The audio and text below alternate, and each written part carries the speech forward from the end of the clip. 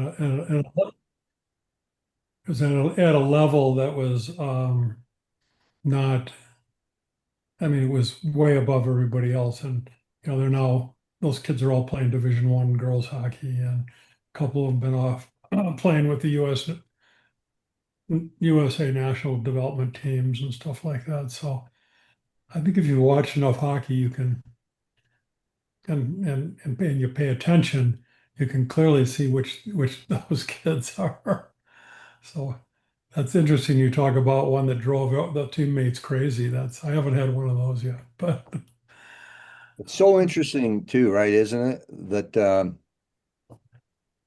that's what probably parents as much or more than kids sort of wish for the child. They want that kind of Connor McDavid or that other player kind of passion, enthusiasm, and you raise your kids a certain way, teaching them basics, and then they get to decide how they act.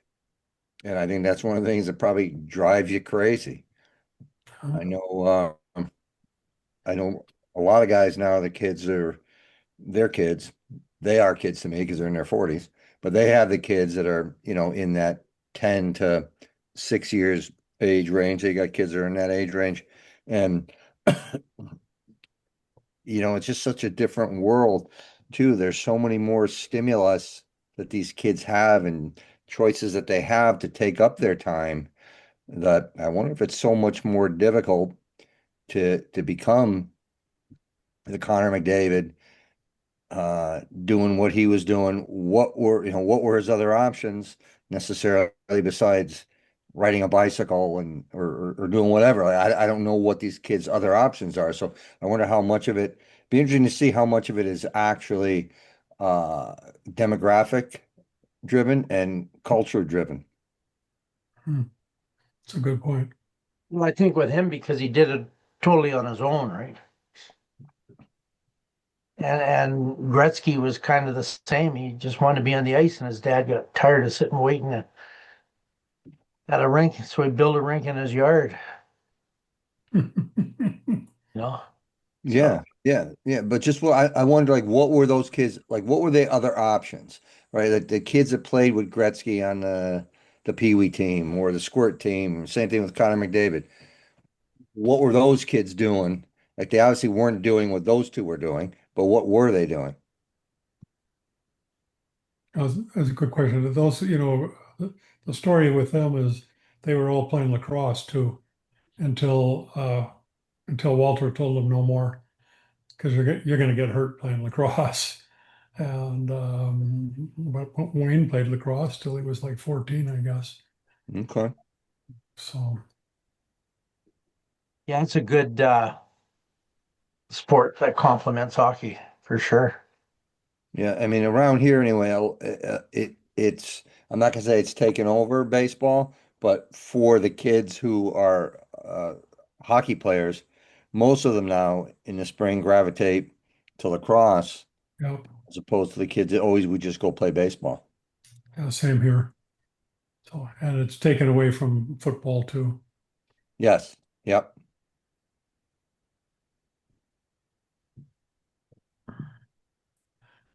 The hitting and lacrosse, I've never played it. I've watched it. Seems pretty vicious to me, and everything's the shoulders.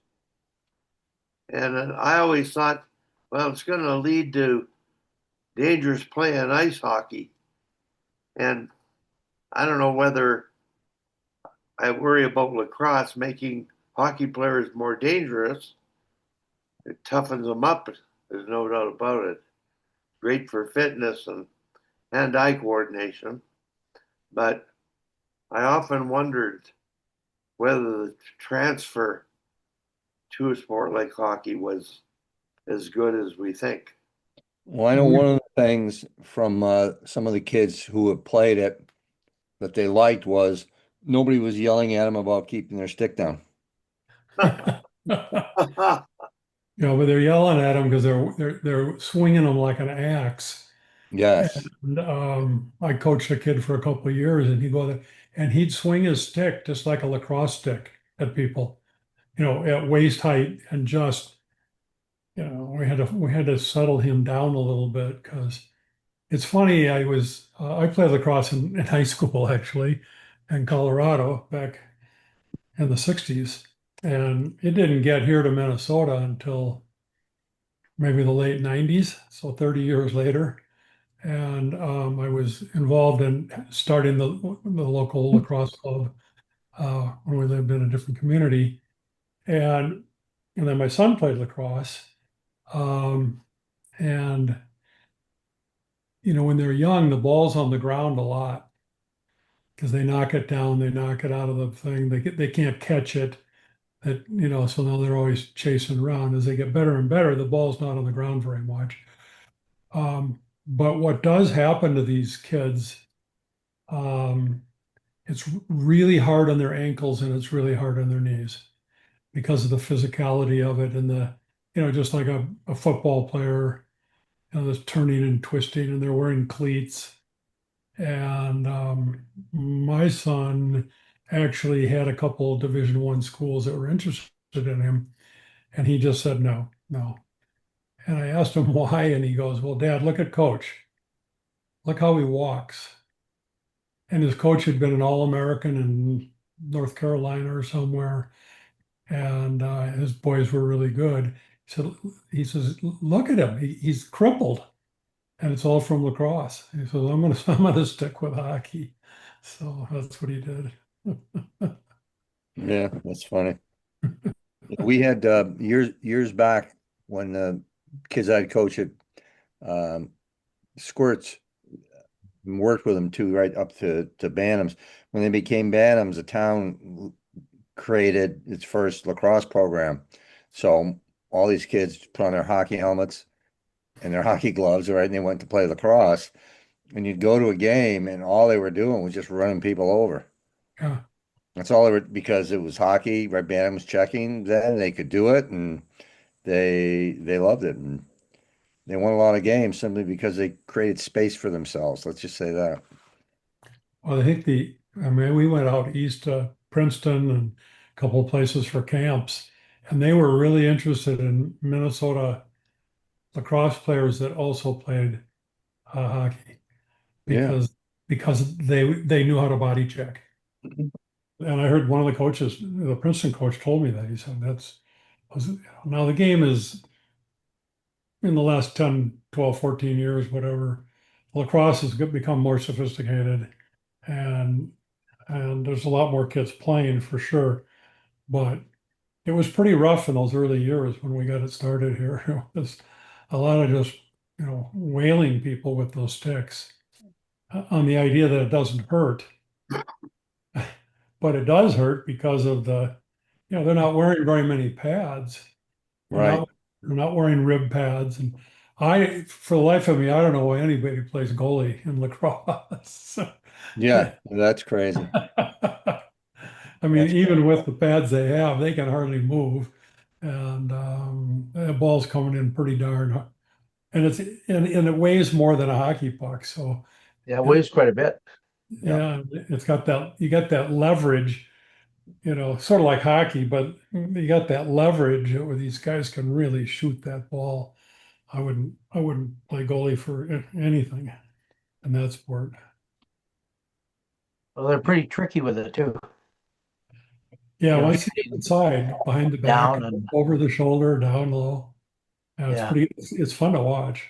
Yeah, yeah. When guys are really, girls are really good at it, it's a fun sport to watch. And I think that and what hockey are the only two sports where you use a separate instrument to move the object to your teammate, Field right? hockey too.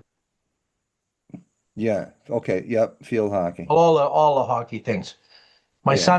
My grandson was playing ball hockey last night. He's 23 and playing the game, and some guy just stepped on a stick and broke it on purpose. That's like hundreds of dollars. Yeah. Those things aren't cheap. Yeah. Those things aren't cheap. But really, right? I mean, as far as being able to toss it, hold it, make the moves. I think it's a really good crossover sport for hockey. A lot of I know similarities Roberts and in your Newendike approach. really played a lot of it growing up and stuff. Yeah, yeah, there's a lot of it. We were kids. My brother went to a prep school, and the athletic department guy, after a game on Saturday, let him bring a bunch of lacrosse stuff home. Just it was like the shoulder it was shoulder pads, helmets. We had hockey gloves, and we actually made hockey. We made lacrosse sticks out of branches of a tree that we cut that were in a Y, and then we use onion bags with string. And that's how we made a lacrosse stick. But we just had a great time one weekend just putting on the stuff and beating the heck out of each other. It's a lot of fun. That's a perfect example of the word play. Yeah. I mean, you fabricated the instrument and the fun you had just out there doing Yeah, it. it was almost as much fun like finding the right stick, getting it. Yeah, Yeah, yeah, yeah, I agree. yeah.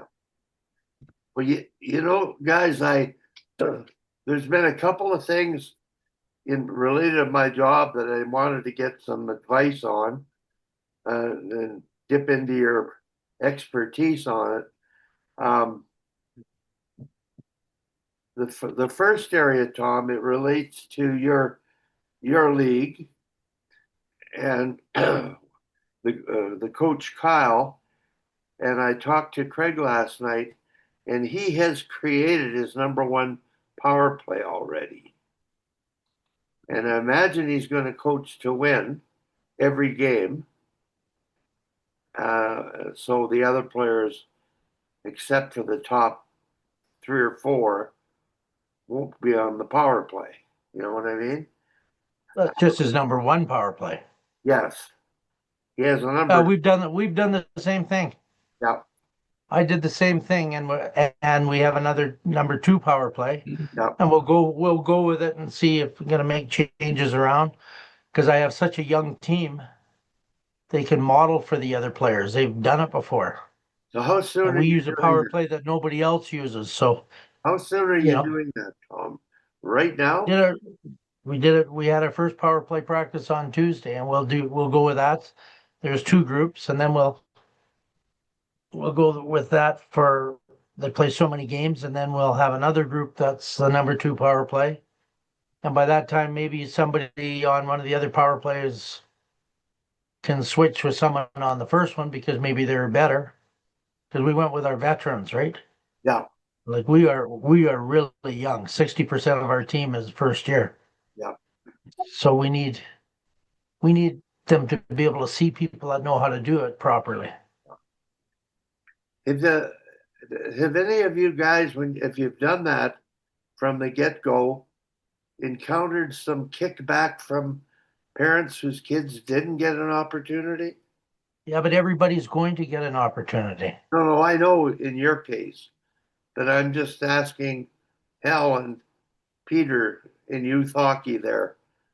Are kids, parents upset because their kids aren't getting the same ice time, really, especially critical ice time at a young age? Yeah, Most of, parents are more, well, from at least from my experience, what I've noticed is parents are more upset with who their kid is playing with as opposed to the power play and that. They get themselves caught up in, oh, if they were only playing with player X, they could do this or that, or they'd be so much better.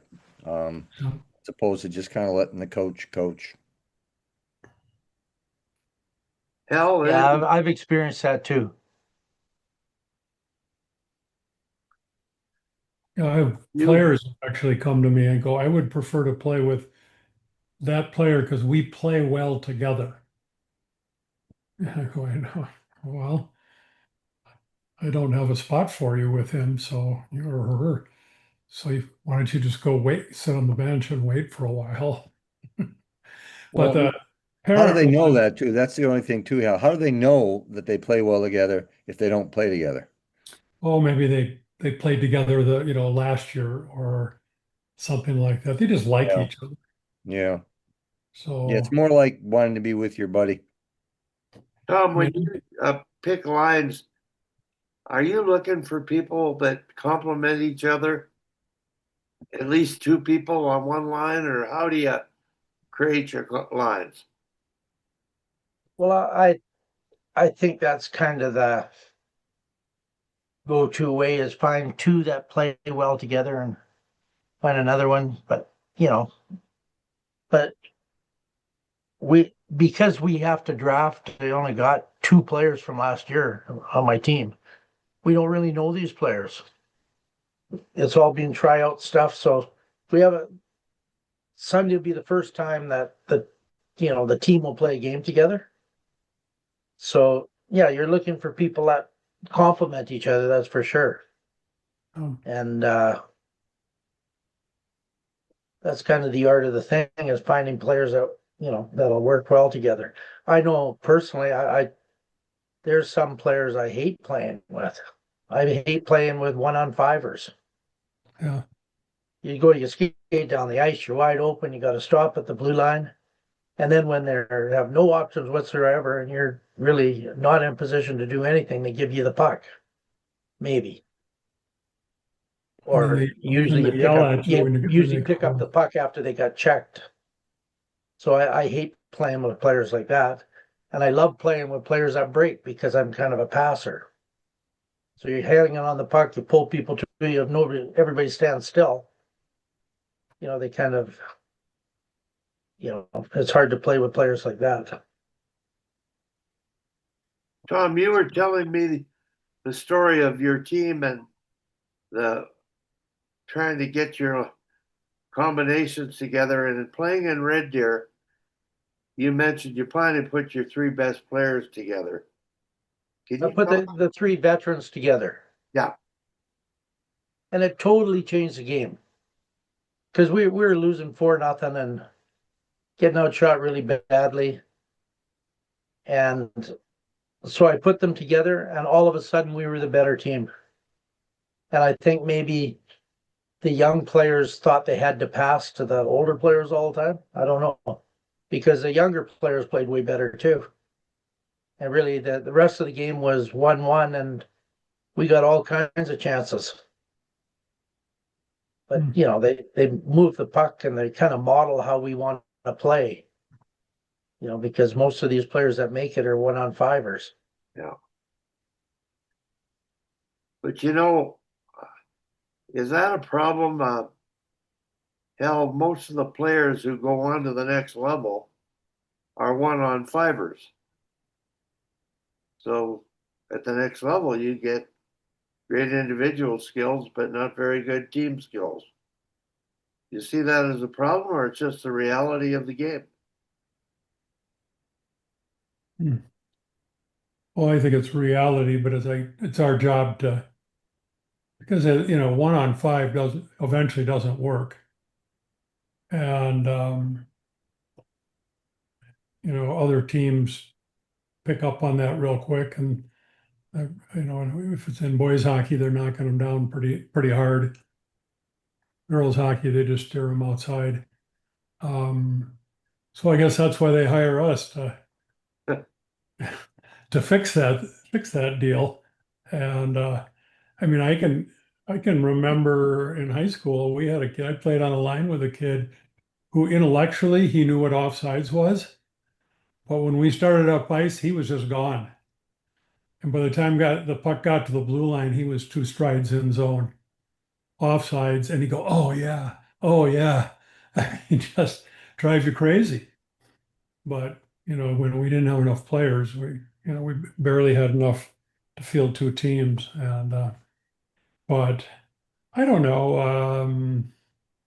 Tom's had more of this on the girls' side.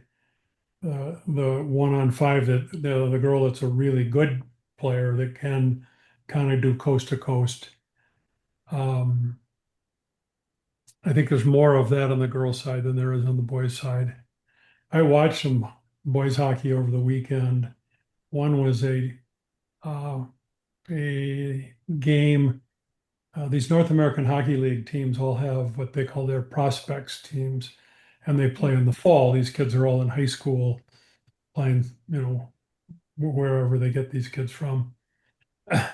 And frankly, it was terrible, terrible hockey. And and it was pretty slow. There was a lot of, guys trying to play 1-on-5. Nobody seemed to want to catch a pass, just bounce off their sticks. These are high school kids. These are juniors and seniors in high school, I guess. So then that was Saturday, and on Monday night I went and watched a higher level fall program, AAA U18, and I knew one of the kids. Well, I knew a kid in both of those sessions, and I'm going, wow, the speed was phenomenal, but it's all linear hockey. It's like all the way back to the way we used to play. You get the puck and you take off and go. Yes, and the speed. Some of these kids skate really fast, and but the defense would corral them and inside the blue line, and time and space gets pretty compressed, and so then whoever got the puck takes a shot off the glass, and they it really wasn't actually very good hockey either, and very little lateral use, very little sort of no, I didn't see anybody do an escape and look for support coming across the blue line. Um, and it looked to me the goalies, look good, but they're seeing the puck come from 35 feet, 40 feet. They're not very little stuff in front of the net. Um, and I'm going, geez, this is the outcome of highly trained, skilled players, but not highly developed hockey players, if that makes sense to you. They're not. That's what they were saying at that conference I was at, that all this stuff going through pylons and all, individual, Yeah, that players they're not learning to get their head up. yeah. And, they think that's a real problem. This was at the conference in Stockholm. Oh, in Stockholm. Oh, yeah. Yeah, the World Championship, man. That's one of the things the NHL coaches were talking about. Yeah, well, they got some guys on their teams that do that. So, I got to tell you a story about when you said about not knowing about offsides. So I coached a girl at college, and she was from Aklavik, right on the Arctic Circle, like almost in the Arctic Ocean, There's a couple of hundred people live there. oh, They had a rink in the middle of town, just no boards or anything like that. And they just played each other, you know. And she got really good. So she went to a town, her mom, they moved to a town south about whatever, and they had hockey. But what they had is just a big group, and they'd play, and the older kids would take a turn for a minute or two, and then the younger kids, and they didn't call anything. It was just, kind of controlled shinny, I guess. So she eventually, and she's very skilled. She eventually ended up at Notre Dame in Wilcox, Saskatchewan, and that's where she learned what an offside was. So I was talking to her at one of our practices, and she's got a really good shot, but she always wanted to deke the goalie. And he said to her, use your shot. You got a really good shot. You don't have to deke every time. She says, well, that's no fun. So I said, well, it's kind of fun for us if you score. So Oh, that's funny. yeah, I, We had, I had a kid from North Minneapolis on a junior team that I go to the national championships out in New Jersey. His name was Melvin, but Melvin he had three separate IDs, a different last name on each one of them. But and he wrote and he was an African American, and he probably still is. And so we get in this national championship game, and he was very skilled, very athletic. and he comes down the right side and he cuts to the middle and he's slipping by one D, slipping by another, and he goes right by the net and off into the corner. Yeah, and and then makes a pass or something, comes to the bench and says, Melvin, what are you doing? He goes, Coach, I was in such a groove, I just didn't want to stop. I just, oh God. And then I looked down the bench, same crew, and I had a set of brothers. One was out of high school and one was a couple of years, and they were having a fist fight on the bench. Between them, they were, you can't make this stuff up. I mean, this is real. I'm going, oh my God. Hey, what do you guys think of Kaprizov, Eichel, your boy in Edmonton, a couple of these other guys who all want to be the highest paid player ever in the game of hockey? They won't sign contracts. They have offered Kaprizov what 16 million a year or something. Yeah, but it's 8 years. He doesn't want an 8-year contract. He wants you got to remember he missed half the season last year, and I know he gets hurt a lot. yeah, and he got hurt the year before. Guys, I talked to a guy last night who enlightened me a little bit about that. And he was referring to McDavid. Yeah, And he said, with the salary cap it's going to be elevated in the next few years anyway, you Yeah. would be stupid to sign a long-term contract. yeah, And so I think they're playing their cards, trying to get more money in the short term, and they'll renegotiate because they have the salary cap, and their Sure. agents are aware of this in terms of whatever the analytics are and growth of it. Um, that's the reality, and I just go to the NBA and NFL and how much more money those guys make, and that's the reality of the business of hockey. Yeah, And those teams, getting back to the star player, the 1-on-5 player, that and some of them are pretty complete players. yeah, Craig Parrott was the guy who mentioned this to me. He said, uh, players want to stay in Florida. They're taking $2 million less this year so they can keep the players in Florida because they can go golfing every day. It's yeah, a There's nicer no life. tax either. Yeah. So there's all kinds of things that, it's not your traditional loyalty and this kind of thing. It's a pro game, and I think they're looking after their own interests. And it's true. Well, they also win too, and I think they have a lot of fun. Oh yeah, yeah. That's what that's winning is the most fun, and I think that teams do team building all the time, and I'm saying win, you're going to be team building. yeah. That's the best team builder. Yeah, for sure. Well, you hear their coach talking about. He says they go to dinner and everybody, the fourth liners, everybody's together. It's not that they really like each other, and I think you get in a situation like that. I mean, you got a good chance to win a Stanley Cup and playing in Florida. Pretty good situation. It'd be pretty hard to leave it. Yeah. But why in the world, answer me this question? Kachuk's been off since the Stanley Cup was presented, and now he's going to have the operation.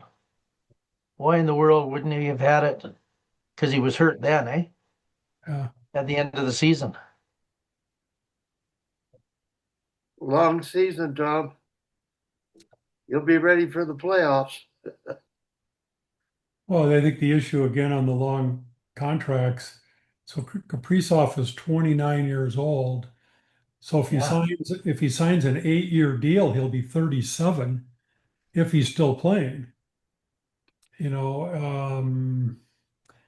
And that's, you know, at the rate he's been injured, I mean, if I were him, I would take as long a deal as I can. I mean, how much money do you need, really? Um, you know, and and then he goes, well, I want to win a cup. Well, they're not going to win a cup here. I mean, they got about 5 different languages on that team. They got a couple more Russians coming in, and some Norwegians, I guess. But a lot of these kids don't even speak English. Pretty hard to build team when you're all speaking a different language. They work hard at it with those kids, I'd say. But they, Detroit did it.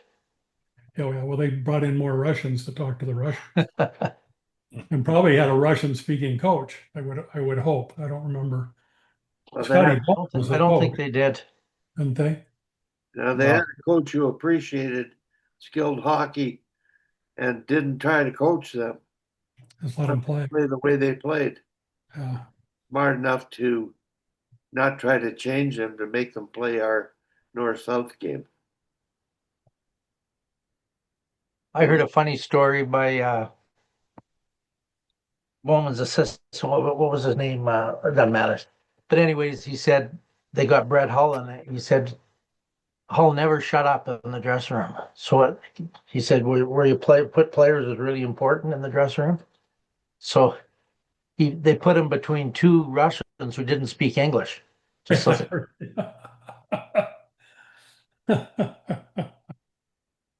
Yeah, nonstop. No, that Detroit team, this is a story about their captain, that defenseman. What was his name? He wrote a book. Long. Radisov or who? I don't know. Fatisse off, something off, somebody else Oh, off. no. He's a Swedish guy. Oh, Lidstrom. Yeah, Lidstrom. And I actually got this story from Mike Babcock when he was coaching him. He said, we were in a little bit of a slump. And we said, geez, they're tired. And they had lost the game. And Mike said, we're going to give them a rest. We're going to give them a day off. So he went in the room and announced that, guys, you need a break. We're taking a time off. See you in the rink in 2 days. And Lidstrom came back. Says, well, we're going to be at practice. If one of you want to come and be there, you're welcome, but we're all going to be there. And Mike showed up. Okay. So the internal leadership is, there's some pretty good stuff out there at that level. We can't imagine the quality and character of those guys in the room and how they try to get to work together. But they not only had a great team, but for a captain to come in and be able to do that, the team do that, that's why they won so much. And Scotty was the guy, I think, that said, let's bring him in. Nobody else wanted the Europeans or the Russians. And they found out that these guys can play the game. And their motto of Tarasov was he had 4 lines that were all first lines. And he called it star teamwork. And that's how good those darn lines were. But no, guys, I had one other, and this is a serious question. I'm going to ask all of you because at one of the teams I'm working with, we had a number 1 draft pick who all of a sudden she's not the same player. She's behaviorally doing things that don't make sense, staying out too long. Actually, I was on the bench on the weekend at games, and she sat on the bench but faced the opposite way of all the other players. And he took some bad penalties, and it distracted me. It never really distracted the coaching staff because they're standing up and I'm got my cane behind the thing and I'm look at a door. But her performances dropped off to the point where I'm frustrated because I'm one of these guys that sort of draws a line in the sand about what you can and can't do. And um, I'm just asking for advice here. If you had a player that suddenly dropped off the face of the map and the way they played, what would you do? Anybody talk to her? Not really. I I've addressed it with her. Uh, One of the assistants who's played college hockey, who's sort of in the area of performance, is going to take her. It's going to be her project, apparently. But she's not at practices regularly and she's not at games regularly. You mean the assistant's not? Well, when I was there on the weekend, I made them all very aware of it. And I just said, I can't come and watch anymore because I don't want to have another heart attack. It's that, and that's the reality. If something is not right, Has anyone spoken to the parents and just politely asked the question, is anything going on that we should know about so we can support her? Because it seems something is happening to her that's affecting her play. I don't think so. I'm hoping it'll happen, but hell, when you coach in a school, it's a lot easier, is it not, to talk to the players or talk to the parents or not? I know Uh, kids can go to counselors at school. Are the I- parents at the games? I have no idea. I imagine. How Well, if they're at old is this kid? Pardon? How old? Second year, played boys the year before. I talked to Kyle one thing about it. He felt he's encountered a similar thing, but Kyle's the kind of guy that nips it in the bud right away. And he said it's common with girls coming over from boys hockey, and it's a big adaptation. They may have played on a team where she could do what she wanted, stay out as long as she wanted. But now and the girls want to share the puck more. And she's not a distributor, she's a scorer, makes things happen. So there is a learning curve to the female game, but um, Kyle feels that he attributes it to that. I think there's something else going on that we don't know about. Probably. And I think I'm going to share a story with you. It's a true story.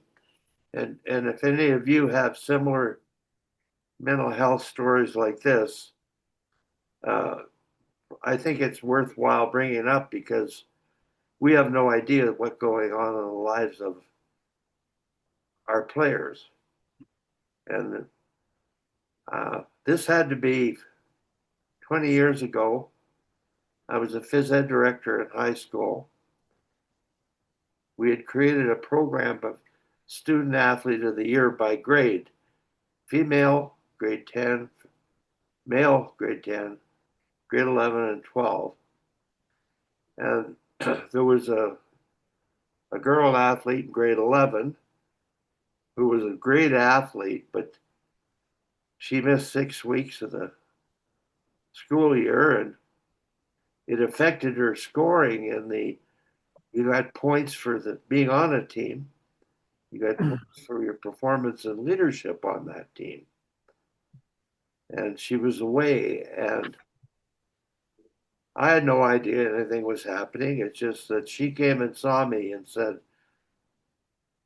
"Sir, I know I'm probably not in contention for the athlete of the year because I missed part of the year, but I have a pretty good reason. And would you talk to the counselor about it?" And I said I would. The counselor's a good friend. He coached basketball. And I went into his office and he said, "Wally," like he literally didn't want to tell me, but he said, you really don't want to hear this, but I'm going to share it with you." She had been raped by her dad. She had moved to live with her dad's brother's family, got raped by her uncle, and attempted suicide, and was in a hospital survival tent for 6 weeks. So this is where, talk about red flags that you know nothing about. So what's going on? And you can assume things, but we don't. I think you brought it up. All of you have. Has anybody talked to her? And I called Jordan, Tom. He gave me some great advice. He says one of the staff members, it won't help to talk to her. He says, yeah, one staff member has to build a relationship with her, gain her trust to get her to talk. And he just said, ask her questions about how's school going, get to know them, really get to know them. And maybe you can become a part of the conversation that needs to be had for her. But so that you're on a volunteer coaching staff, you've got this going on. I don't even know where to begin. And well, do you talk to the parents? Well, you don't know. They might be the problem. He told me, Wally, don't go there. Stay out of it. So, and I'm assuming too much here. I'm imagining the worst. But coaches are the ones that have to deal with that. Teachers have to deal with it. And at school, you have a counselor and you can pass the buck, so to speak. Any other thoughts, guys? Because this is serious. Well, those situations, I remember as I was teaching junior high, and I had this one just really sweet girl. She was really, really nice. And about halfway through the year, she changed and she started stealing stuff from kids in the locker room and stuff like that.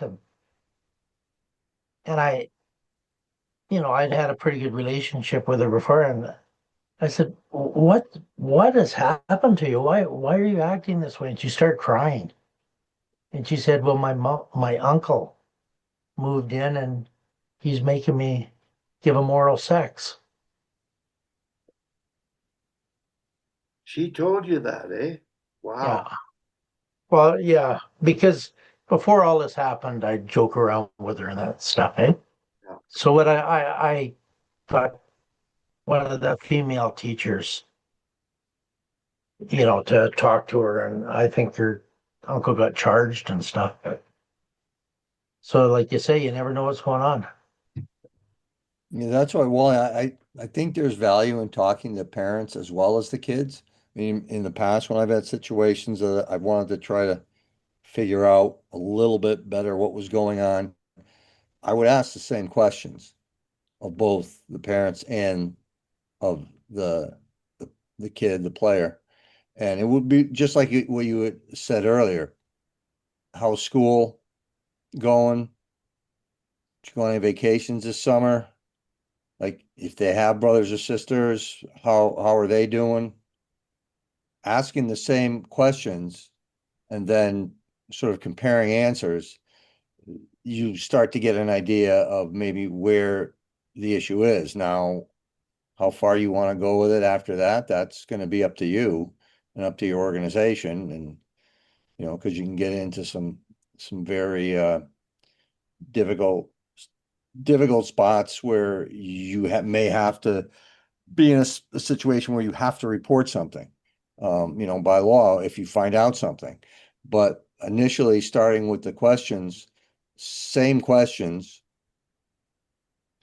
get you an idea who's kind of being upfront and who is really not telling you the whole story, so to speak. Because it may be something as simple as what that coach said. It may be, you said last year she played boys hockey. Yes. So it may be something as simple as that. It may be something as simple as, you know what, I played with the boys last year.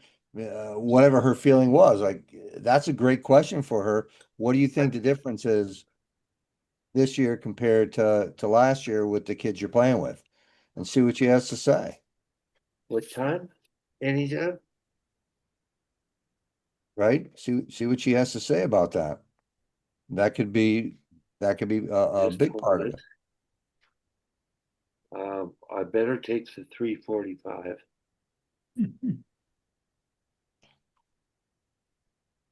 Thank you. Can't see you, but we can hear you.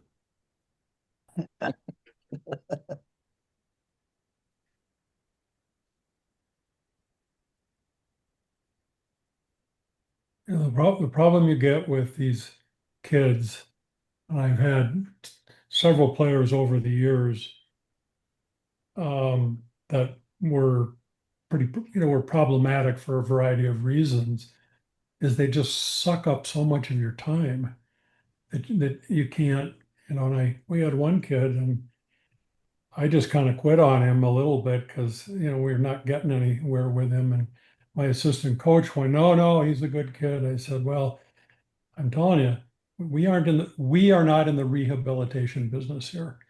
This kid needs some help and we aren't qualified to do it. Well, he went on to try. And then at the end, he goes, yeah, you were right. But on the other hand, and these aren't quite as scary as stories, I had a youngster, I think it was at Pee Wee's, and we were good. And he was a first year and he could skate like the wind. I named him Cheetah. And we we got into the locker room after winning a game by 3 or 4 goals, and he's sobbing over in the corner. And so I go over and go, are you okay? Are you hurt? No, the blubbery kind of sobbing. No, no, no, no, no. So I just left him alone, and as all the kids had, were gone, I waited until only had 1 or 2 other kids around, and I went back and talked to him. And he goes, "My dad's going to kill me on the way home." I said, "What?" And he said, "My dad tells me I have to score a goal in every game, and I didn't score a goal tonight, and I don't want to get in the car with him." Well, I knew his dad, so I went out and talked to his father and said, kind of told him the story, and his dad was horrified. And it was literally his dad thought he was giving him sort of the right support. You got to go out and score a goal. And he was so paralyzed because he didn't score a goal that he would disappoint his father.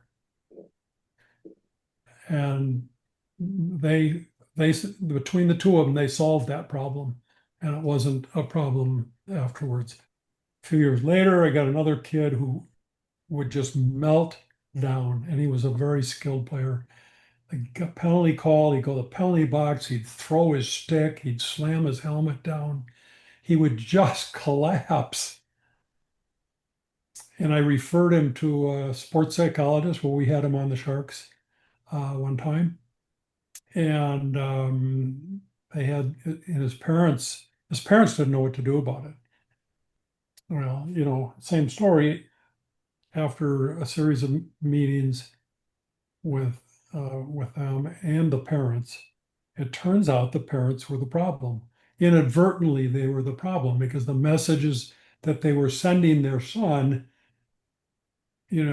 just he just couldn't deal with their expectations.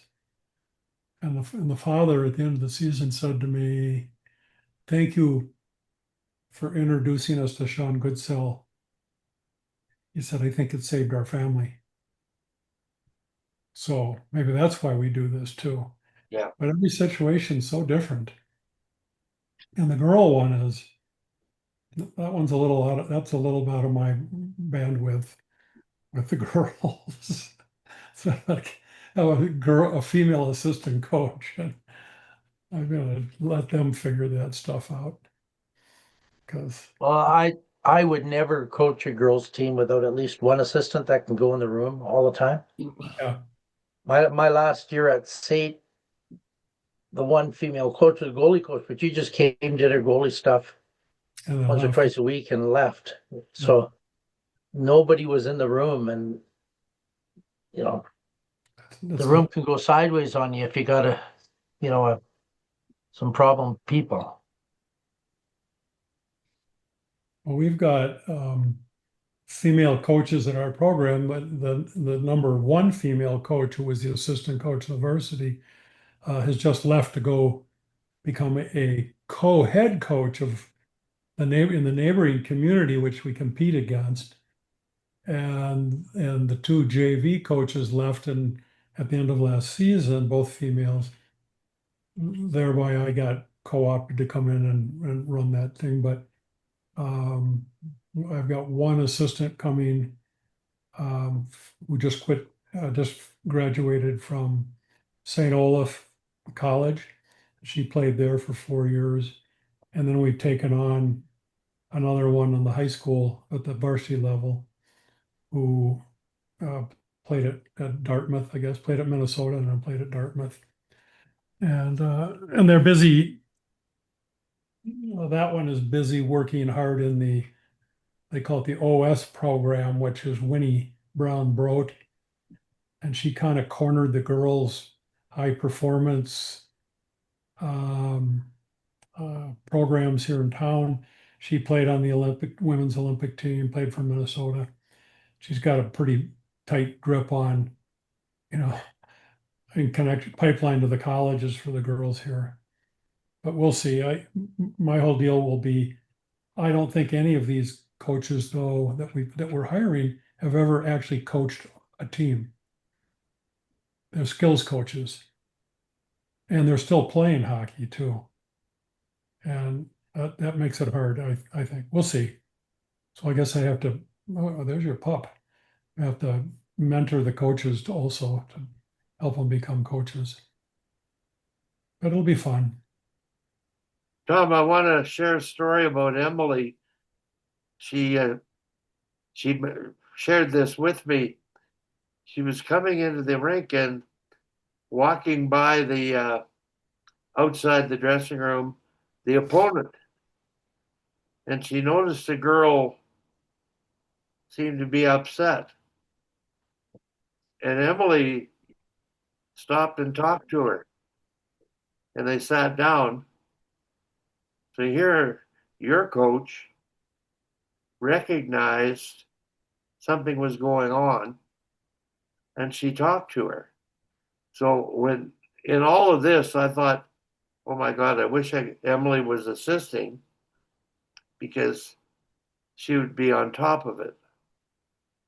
And it's so critical to, you want somebody cognizant of it because typically, if you're selecting and there'd be that, you're not picking that player. You don't want to deal with those issues. But when you pick them, you got to play them and you got to treat them. Yeah. So, for any coaches out there, we've got to be careful with some of the behaviors that have gone on. And I coached the midget AA team one year, and we had the top player was really aggressive. Like he could body check better than anybody within the rules and a game. I use him in a highlight reel of 8 body checks of one game on how to body check without getting a penalty. And one practice, he got carried away and he finished a check in a practice on a player and almost decapitated him. Hmm. So he was overly aggressive at times, and we brought his dad in to talk to him because we sort of had a first time you talk to him, second time sit a shift, third time a period, if this over aggression got to be problematic. And when the dad came in, I discovered that mom was an alcoholic and the kid had more to deal with than we knew. We just continued to coach, and he played well. He went on and played AAA, and he ended up playing for the national roller hockey team. Hmm.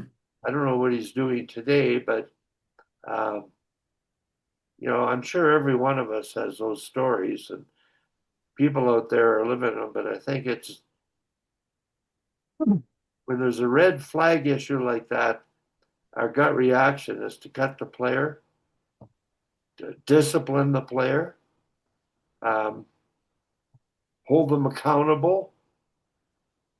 And when there's something going on, we really have to get more information and establish and build a trust. So, Tom, I'm amazing that a young lady that age would openly share that with a phys ed teacher.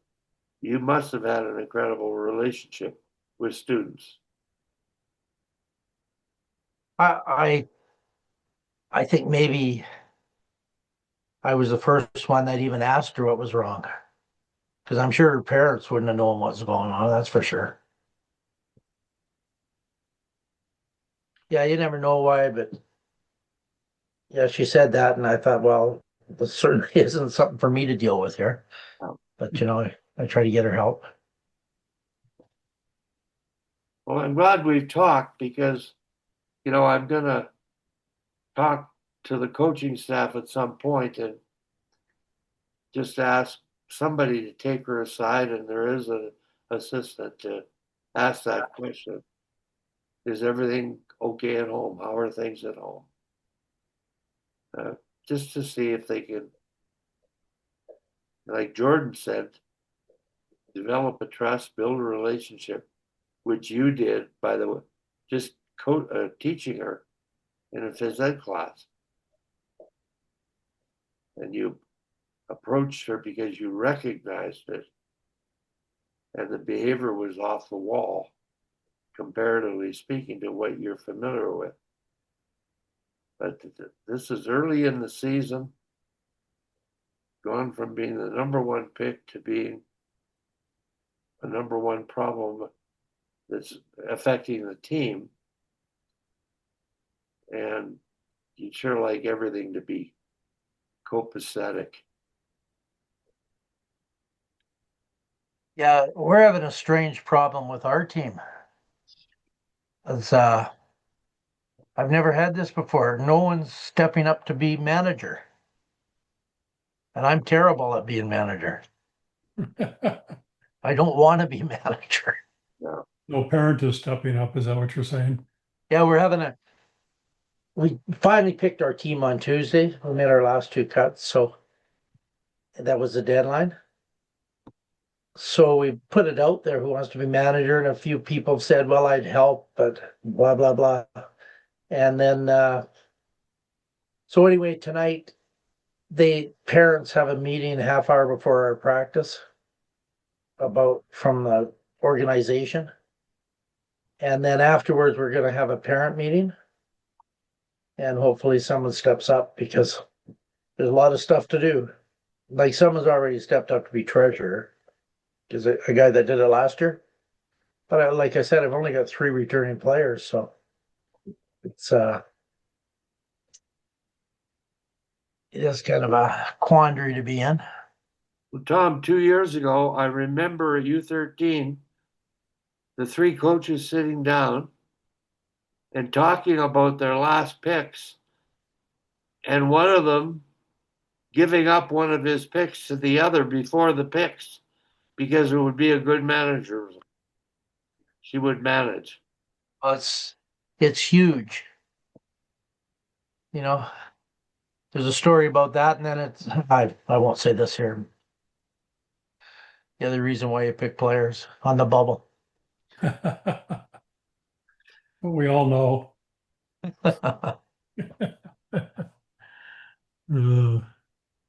Well, we picked coaches with kids that were made the team, and we had to evaluate them before, and they were really close to not making the team. And that poor coach, he was under the gun all year because she wasn't in the top 2 lines. She was on the bottom line and maybe the bottom of the bottom line.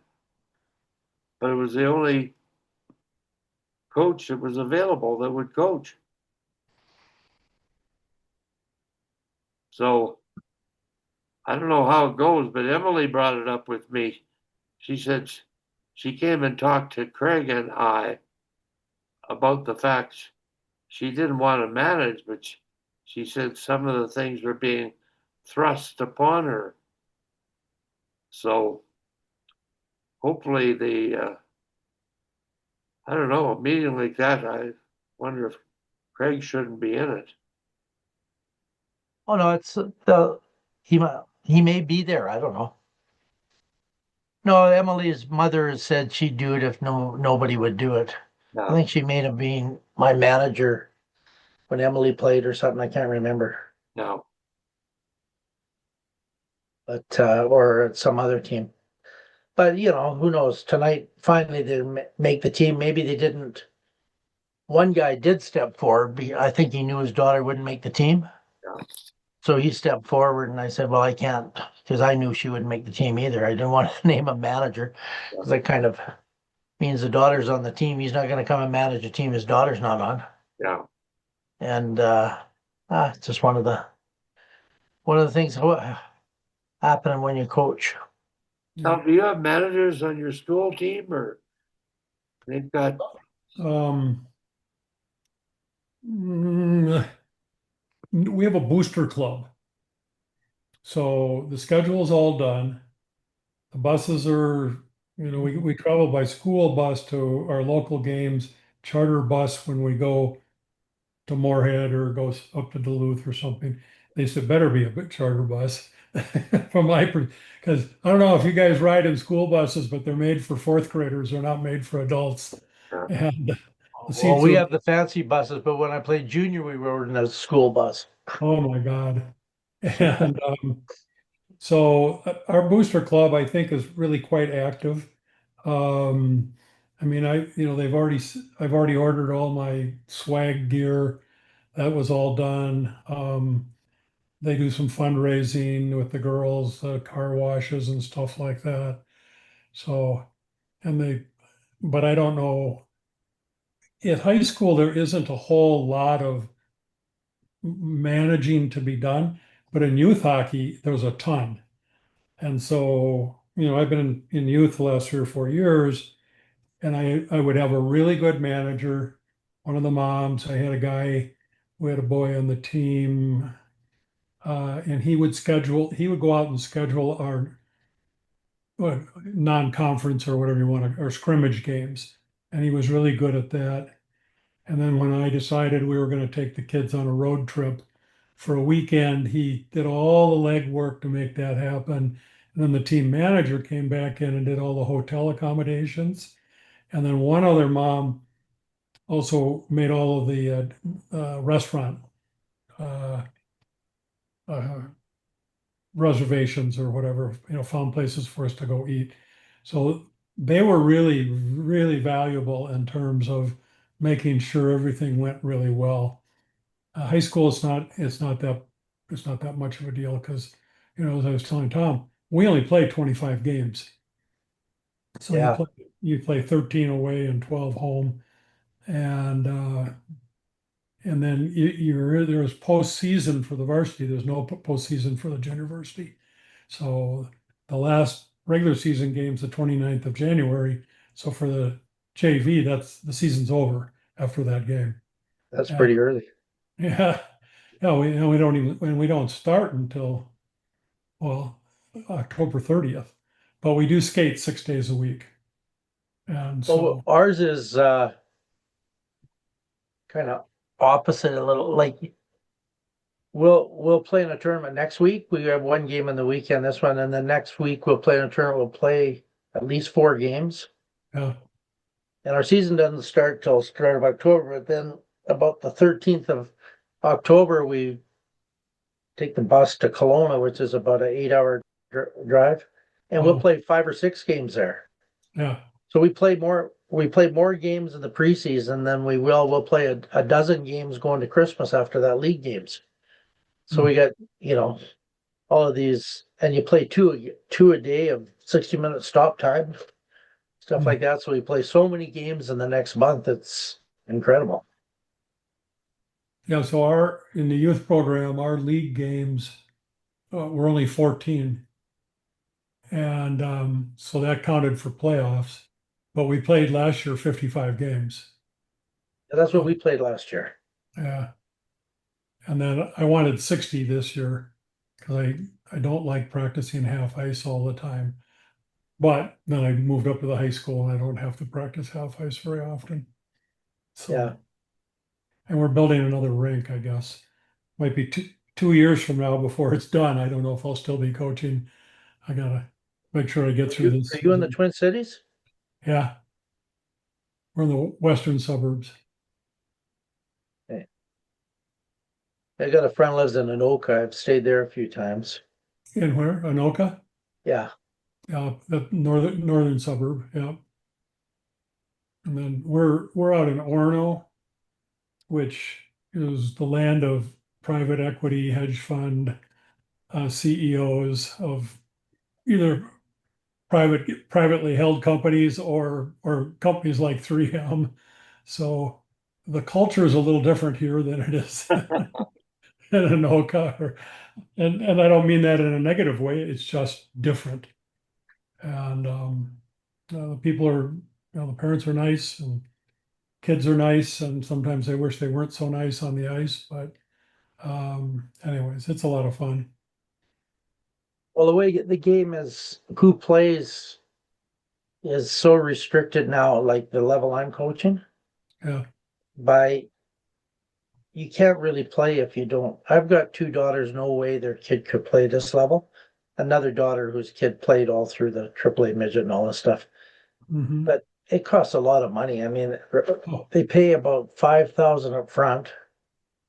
And then, of course, this trip to Kelowna, that's going to be a cash call for so much because we're going to stay in a hotel get a bus and stay in a hotel for 4 days. And that isn't cheap. no. So it's kind of the demographic of who plays is a lot of the people that you just talked about are the ones whose kids are still in hockey. I know it. I would say here, one of the moms told me when her son was playing, and he couldn't play high school because he got a brain tumor, which fortunately it's gone. But she said they were spending between 15 and $20,000 a year for off season hockey. Off season. Holy jeez. In season's cheap. I mean, for my team last year, I think it was like $2,600. Really covered, and then there's a slush fund. So that, and then of course, when we traveled out of town, there was, that was additional expense. But I would say it probably ended up at about $5,000 for 55 games. And that includes paying coaches and, that kind of stuff. So, but our ice time's pretty cheap down here. I don't know what you guys pay, but it's under $200 an hour down here. Yeah, ours is too because they have different rates for youth hockey. Yeah. So it's not the ice time isn't bad. It's the other stuff. Like last night, there was a fitting for swag, Hmm. so all the kids get all the swag. Yeah. And I know when I played hockey, we never even thought about stuff like that. I know. You know, Yeah. guys, in terms of money and hockey and making a team or not making a team, Tom, one of the girls that played U13 last year, um, never made the U15 team. And Craig Parrott forwarded me an email from her, the most moving, intelligent, insightful, polite document explaining, how hard it was and how she learned from the experience and how she probably went at tryouts with unrealistic expectations. But then the rest of it was talking about her venture, and it has to do with giving away hockey equipment, and she collects it in her garage, and her family delivers it to places at different times. And Tom, when we do the mission statement exercise, I'm going to take out her name, but that's going to be a reading requirement by the parents after the exercise is done. Because her perspective on why she's playing hockey and what she's doing as a 13-year-old, filling the garage up with collecting used equipment to donate and give away. And she asked for our help, Craig's help, the association's help. And Craig's putting her in touch with the Flames, the Oilers, and my wheels are turning. And I'm sure when everybody sees the letter, somebody will come on and help her with that venture. But can you imagine getting cut, dealing with that grief, anger, whatever it is, but then accepting it in such a way that you want to continue doing what you've been doing, charitably collecting equipment for families that can't afford it. And it's like a 3-page email by her. I can't believe 13 years old or 12-year-old or 13-year-old could speak so intelligently, insightfully about a topic like that. So, Well, we had to cut some girls that played U13 double. It's a big jump. yeah, Like I've said before, you're playing against girls in grade 9, which most places grade 9 is high school. It's an age that should not be together. yeah, It should be U18, U16, U14. yeah, But I mean, we had to cut 2 girls that played. The other players were better, yeah, and we have 60% of our team is first year, but you can't keep somebody and cut a second year because of other reasons except for hockey. But it sounds like she's a wonderful girl. yeah. It's an amazing email. As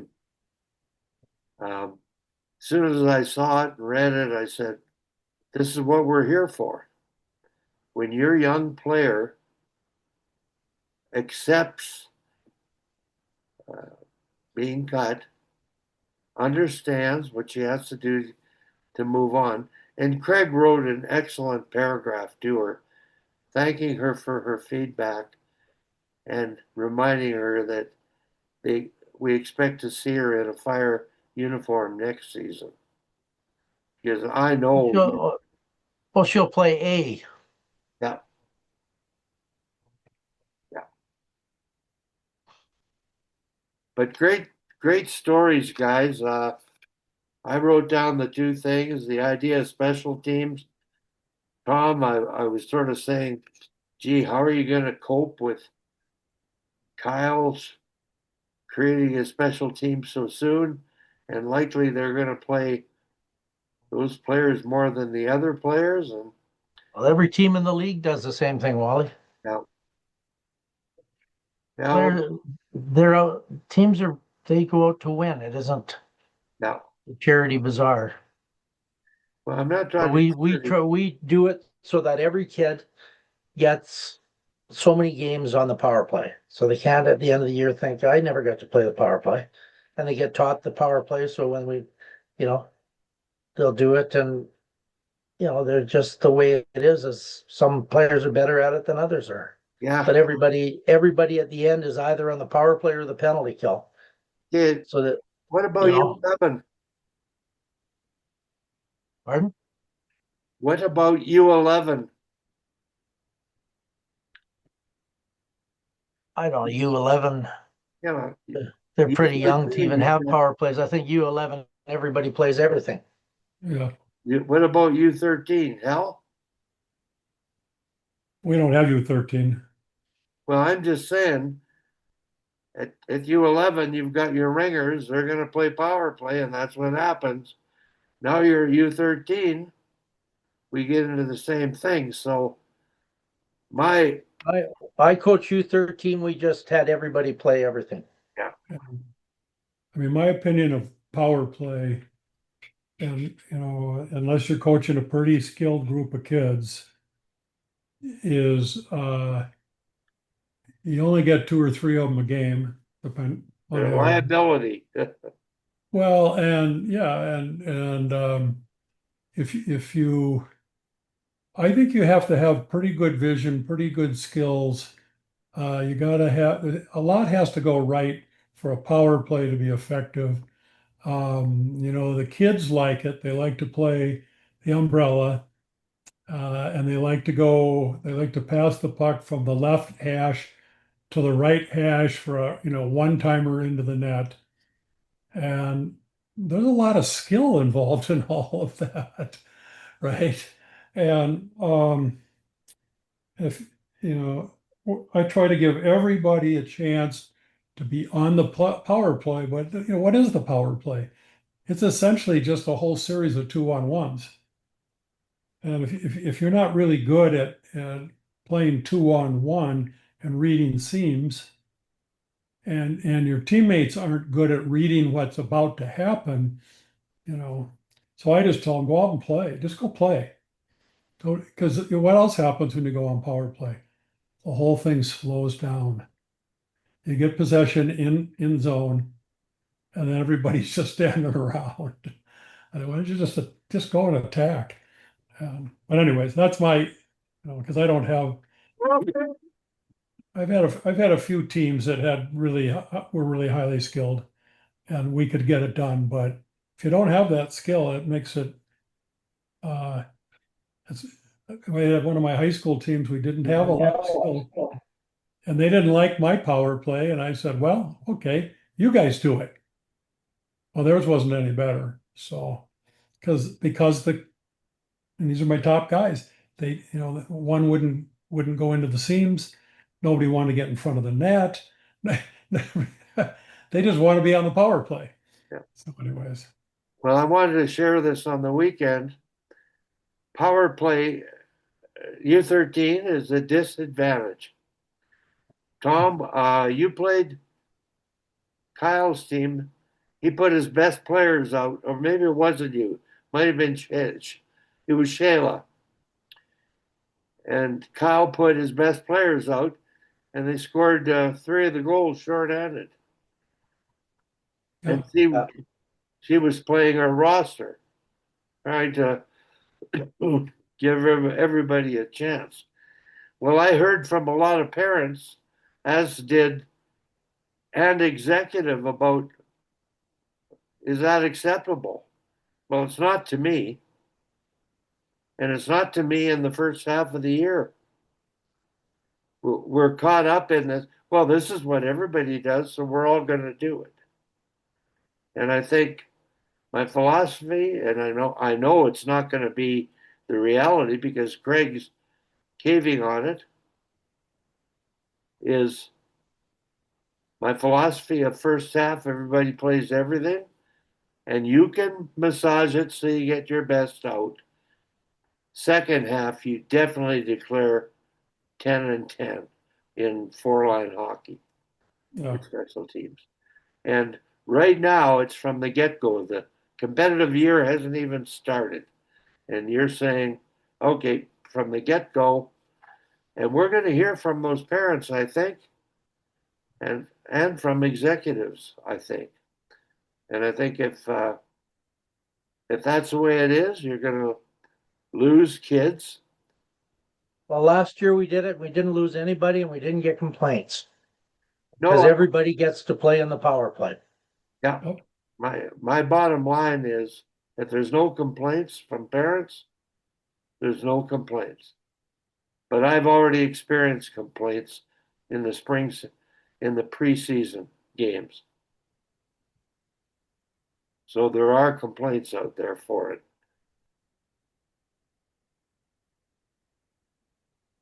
Well, this group hasn't played a game with that yet. We just put the power play together the other day. I did put almost everybody that's on the power play on a line together, just so that we could be competitive, Yeah, and it changed everything. that was your first clip of the video you shared.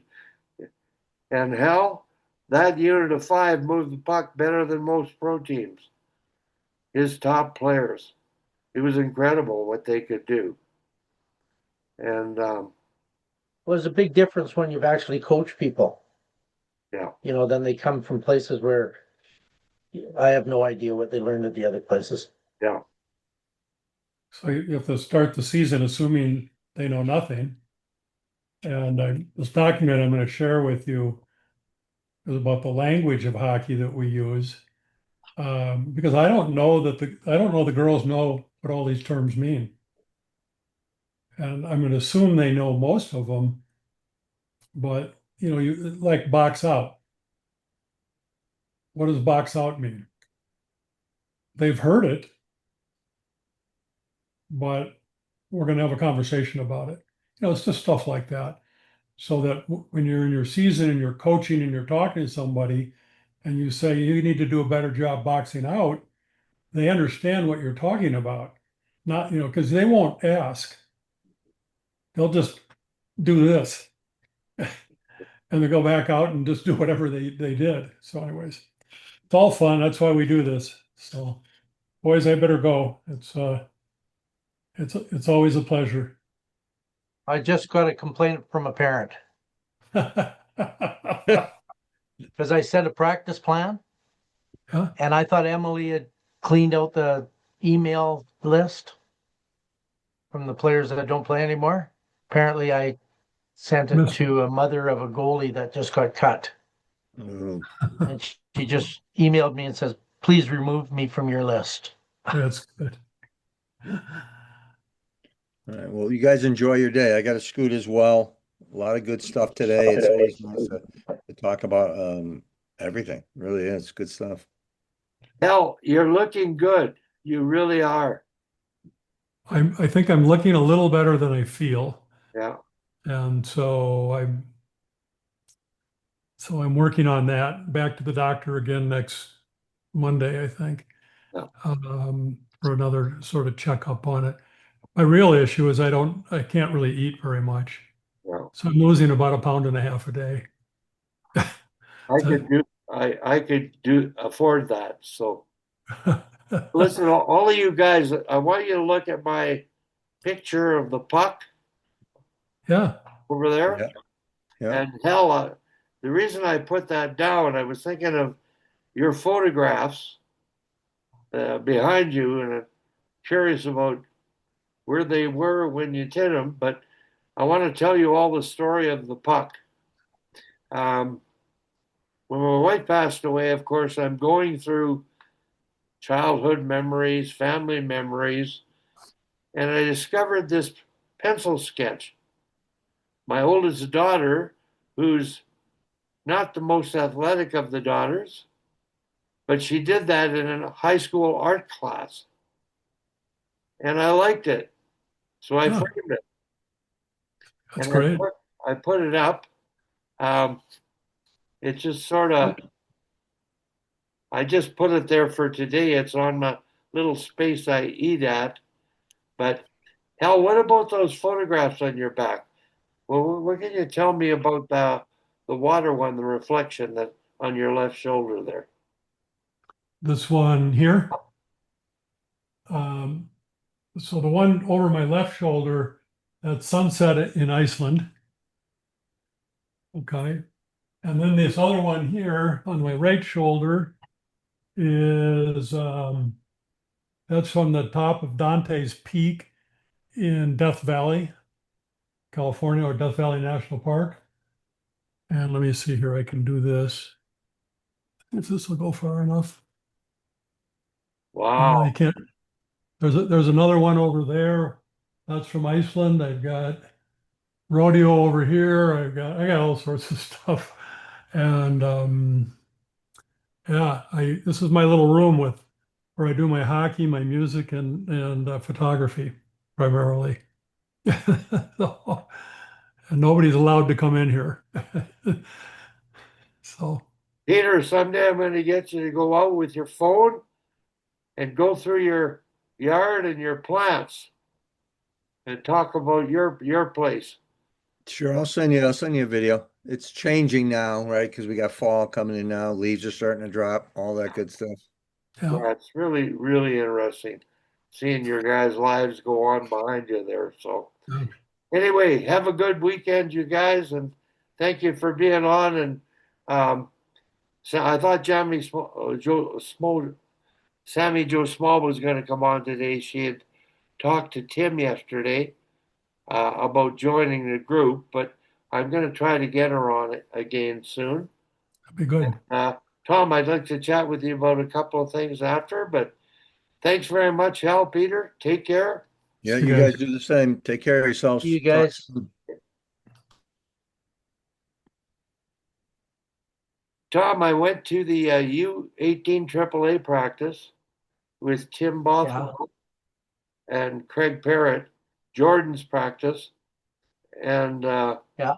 the reason Jordan asked Tim to come out because obviously Jordan's team being a rookie team, a second year team with is going to struggle to score goals.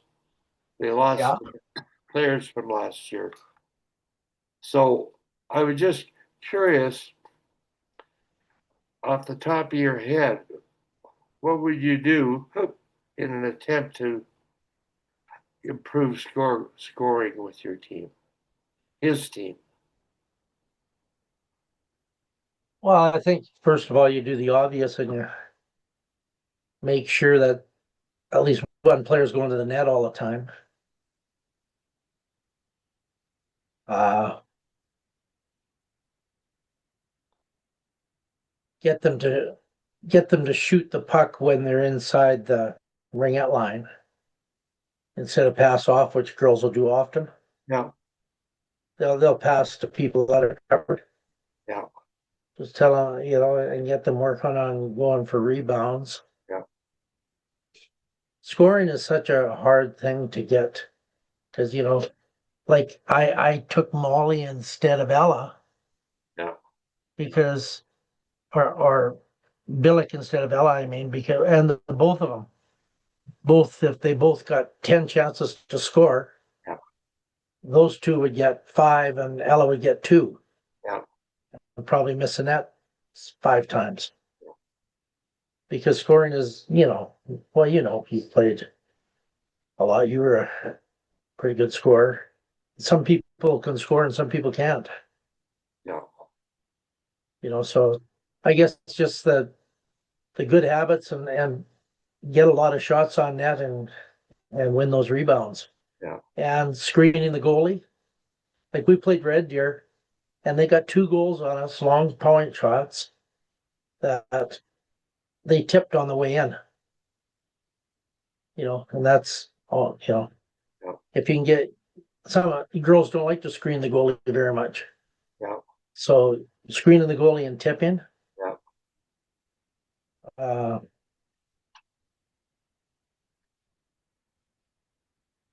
And we did one drill in Bemidji. We didn't do that many, except for breakouts and that, eh? And I think back and I think it caused more goals than anything. Is thing that you love is the centerman would be on the inside of the circle on, the defensive side of the red line on each side. Wow. And you'd pass to them. And their job is get you and then when you hit the red line, you bust as hard as you can. They get you the puck, and then the coach stood inside the blue line, maybe top of the circle. He gave resistance, and you cut in, put in your, build a wall and cut in and take a shot while skating. Yeah. And we got a lot of goals on guys doing that and letting the shot fly, going full speed. And you beat D too when you do that. Yeah. You get them flat-footed. Yeah. Like I think that's why we beat so many teams, because our coach had gone to one clinic with Toe Blake, and we played them away Montreal played, and their whole thing was about head manning the puck, and it makes you play fast. And I remember playing U of C and all that, and even though they had really fast guys and really good players, like the Richardsons and Toner and Daryl Maggs and all these guys, they played slow. They'd carry the puck over the blue line, and we could all be back by the time they made a play. So I think if they do that they bust and go for the net, you can, if you take a long time, you're playing against 5 defenders if the other team back checks. So I Tom, guess I'm going to just back up here, and I think this is something you could do that would help with the work you do.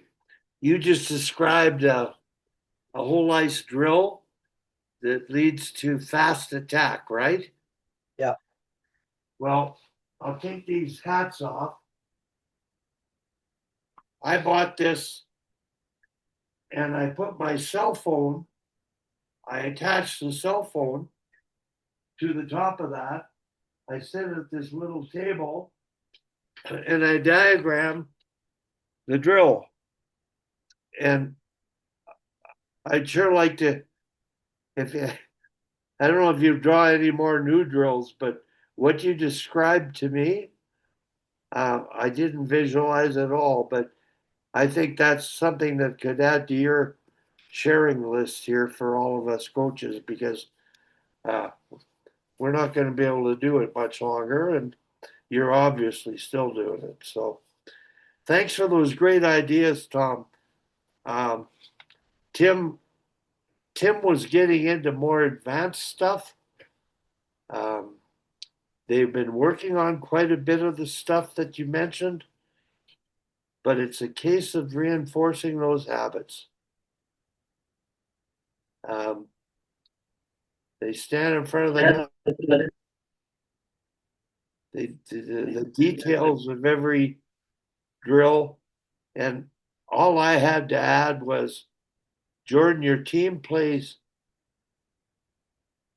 fast, but they shouldn't hurry. You know what I mean? Play fast, but don't rush. The game's got to slow down. So they go 100 miles an hour and they don't execute and they don't think clearly because they're almost thinking of playing fast. when they can't. It slows their game down, and they just don't execute like they did in practice. Practice was outstanding yesterday. It blew me away how hard they worked, and Jordan based his practice on the suggestions that Craig gave him. He said you got to work harder, got to hold them accountable. You need more challenge in the skating. So they had 2 drills. It was nothing but over speed skating without pucks. And boy, did they go. And it was good skating. But the whole practice had a tempo. The execution was great. And every drill was, I hadn't seen most of them before, but they were moving the puck in the ozone cycle in a circle. I was so impressed with the practice. And anyway, the fact Jordan asked Tim to come out and he's listening to Craig and taking advice. I mean, I just want whoever coaches that our AAA teams, I think they can always take new information and put it to good use. And hopefully the stuff we talk about gets out to some people and they use it. So what's your schedule this weekend, Tom? Any games? We play on Sunday in Airdrie. We have a practice tonight and then the parent meeting. We have a practice tomorrow and then we play Sunday. Do you know what? So my emphasis tonight is individual defensive skills. Yeah. And the stick on the puck stuff and how to do that without, keeping your stick on the ice. Yeah. And playing players out of the corner and then angling on the boards. That'll be the main things as far as teaching goes. Yeah. And tomorrow we'll do some defensive skating and geez, that dog drives me mental. And stuff like that. And hopefully it transfers to the game. Because we're so young, we have to be really good defensively.